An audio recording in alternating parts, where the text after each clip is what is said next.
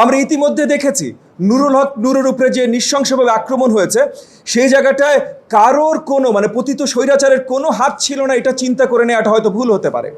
জাগপার এক অংশের এক নেতার উপরেও আক্রমণ হয়েছে, আমার উপরে আজকে হত্যা চেষ্টা হয়েছে। এই হত্যা চেষ্টা সফল হয়নি বলে যে আগামীতে আরোবার চেষ্টা হবে না সেটা আমরা জানি না। এবং আমি সহ যুগপৎ আন্দোলনের নেতৃত্ব যারা দিয়েছিলেন তাদের সকলের উপরে এই ধরনের হত্যা চেষ্টা হতে পারে। আমার উপরে হয়তো শেখ হাসিনার বা তার দোসরদের রাগ আরও বেশি হতে পারে, কারণ লন্ডনের মাটিতেও তার ভাগ্নির চাকরি আমি খেয়ে দিয়েছি। তাদের বিরুদ্ধে হয়তো অনেক জায়গায় অনেক ধরনের মামলা বা অনেক কিছু আমি সবচেয়ে প্রথম করেছি অন্য সবার আগ থেকে। আর অবভিয়াসলি একদম সামনের দিকে ভূমিকা তো আমরা প্রথম থেকে রেখে যাচ্ছি। আমরা সবসময় তাদের বিরুদ্ধে ছিলাম। তারা যখন সরকারি ক্ষমতায় ছিল তখন আমরা তাদের রোশানালো ছিলাম। আজকে তারা ক্ষমতা থেকে ক্ষমতাচ্যুত হবার পর আইন শৃঙ্খলা বাহিনীর ওই জায়গায় আসতে হবে যেখানে তাদেরকে আইনের আয়তায় আনতে হবে। আজকে এই ছাত্রলীগের কোন নেতা আমি নামও জানি না, ওই তাদের ওই মোস্তফা আল নাফিস। ওয়ালটন এখন দেশের সীমানা পেরিয়ে পৌঁছে গিয়েছে 50টিরও বেশি দেশে। ওয়ালটন, ঘরে ঘরে বিশ্বজুড়ে। এদেরকে কেন আইনের আয়তায় আনা হচ্ছে না? আমরা বারবার দেখছি, একদিন ধানমন্ডিতে, একদিন বনানীতে, একদিন মিরপুরে ছাত্রলীগ মিছিল করছে।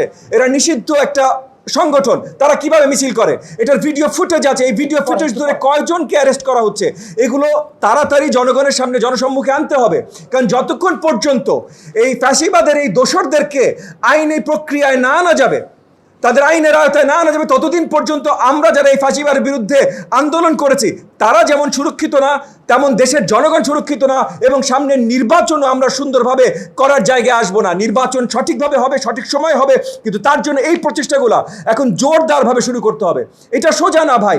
আজকে নুরুল হক নূর হাসপাতালে, আজকে আমার দেহরক্ষীগণ যদি সিকিউর করতে না পারতো, আমি যখন বের হতাম আমার গাড়ির উপরে যদি 2টা ককটেল পড়তো বা অন্য কিছু হামলা হতো, আজকে যদি আমি আহত হতাম, আরো 10 জন আহত হতো, তাহলে নির্বাচন কিভাবে আমরা কি করব, কিভাবে আমরা সামনে কিভাবে আগাবো, এই জায়গায় আমাদের পরিষ্কার রোডম্যাপ আমাদের আপনার হোম অ্যাডভাইজারের কাছ থেকে জানাটা জরুরি।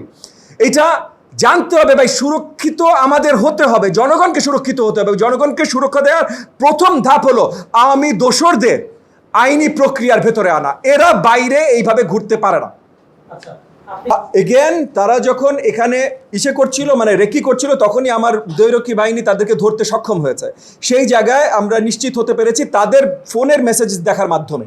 তো এই ফোনের মেসেজের স্ক্রিনশট এখন তারা ডিবির হেফাজতে আছে, তো ডিবির কাছে এই জিনিসগুলো আছে। কিন্তু এই ফোনের মেসেজে পরিষ্কার ছিল যে কোন সময় আমি বাসা থেকে বেরোতে পারি, আমার গাড়ির নাম্বার কত, নাম্বার প্লেট কত, আমার দ্বিতীয় গাড়ির নাম্বার প্লেট কত, এবং কখন আমি বেরোতে পারি, কি করতে পারি, এবং আজকে কাজ শেষ করতে হবে, এই ধরনের মেসেজেসও ওই লিস্টে, ওই মেসেজ লিস্টে পাওয়া গেছে যে আজকে কাজ শেষ করতে হবে। এটা ছাত্রলীগের পক্ষ থেকে এসে বলে, ছাত্রলীগের যে নেতার নাম বললো আপনাদের কাছে অলরেডি আছে, তো ওই মেসেজেসগুলো আমরা পেয়েছি তার ফোন করে, এবং ডিবি তখন এখানে বসে জিজ্ঞাসাবাদ করেছে। আর তার ডিবি এখানে পৌঁছানোর আগে আমার দেহরক্ষীরা যখন তাকে জিজ্ঞাসাবাদ করেছে তখন সেই পরিষ্কার করেছে, যাকে ধরেছে সেই পরিষ্কার করেছে এই জিনিসগুলো, এবং মেসেজেসও তো আমরা দেখেছি পরিষ্কার।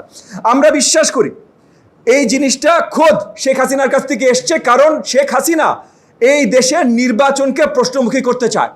শেখ হাসিনার নির্দেশে আমরা বারবার ভিডিও মেসেজে দেখেছি, শেখ হাসিনা যে বার্তা দিচ্ছে সেসব জায়গায় দেখেছি যে অস্থিতিশীলতা কীভাবে বাড়ানো যায় সেটা শেখ হাসিনা বারবার দিচ্ছে।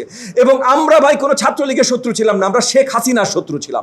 শেখ হাসিনাকে আমরা বের করেছি, যেটা বললাম এগেন, আমি পার্সোনালি তার ভাগ্নির চাকরি খেয়েছি মন্ত্রিত্ব থেকে। তো এই জিনিসগুলো থেকে তাদের নিশ্চয়ই ক্ষোভ আছে, এবং তারা সামনে প্রক্রিয়া কিভাবে দেখতে চায় এটাও আমরা বুঝতে পারি। তারা অরাজকতা বাড়াতে চায়।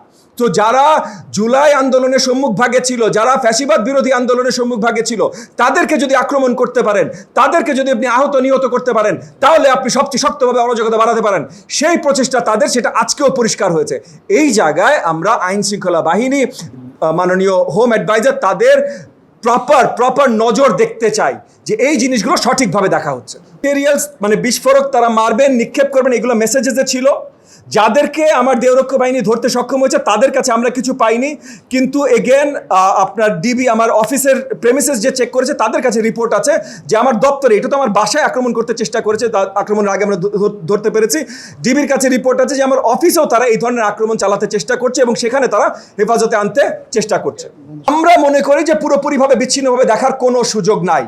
যেই জায়গা থেকে এগেন আপনার ধরে নিতে হবে যে ফ্যাসিবাদ বিরোধী আন্দোলনের সম্মুখভাগে কারা ছিল, তাদের উপরে হামলা চেষ্টা, আপনার তাদের কি বলে নাম মার্ডার বা অ্যাসাসিনেশনের চেষ্টা, এগুলো এক জায়গা থেকে আসবে না, এইটার চিন্তা করাটা আসলে সারপ্রাইজিং।